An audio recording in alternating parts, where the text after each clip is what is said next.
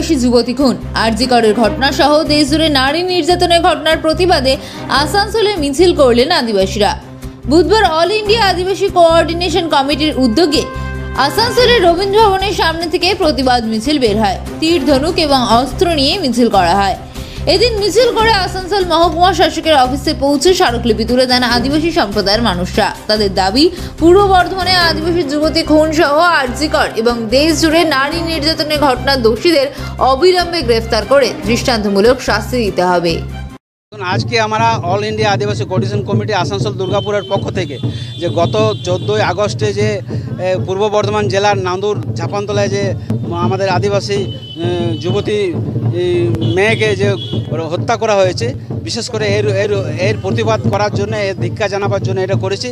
এবং সাথে সাথে আমরা অন্যান্য যে সারা ভারতবর্ষ তথা আমাদের রাজ্যে যে নারীদের উপরে অত্যাচার, ধর্ষণ, হত্যা, নির্যাতন যেটা চলছে তারও প্রতিবাদ করছি। এবং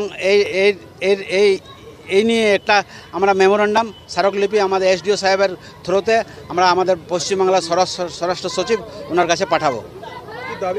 আমাদের দাবি করব যে এখনও পর্যন্ত পূর্ব বর্ধমান জেলার জাপানতলার আদিবাসী মহিলার খুনিকে এখনও পর্যন্ত গ্রেপ্তার করা হলো না কেন? ইমিডিয়েট করা হোক এবং তার যথোপযুক্ত আইনগত তার শাস্তি হোক। এবং অন্যান্য যে ঘটনা ঘটছে আমাদের পশ্চিমবঙ্গ তথা ভারতবর্ষে সবগুলো নিয়ে বিচার হোক। এটা স্বাভাবিক থাকতেই পারে, কারণ ওটা উনিও মহিলা, সেই জন্য ওনারও এটাতে থাকতেই পারে।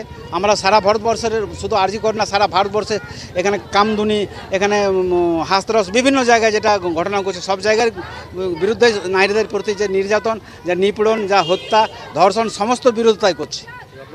আমার নাম মতিলাল সোরেন, আমি আদিবাসী কোঅর্ডিনেশন কমিটির সম্পাদক।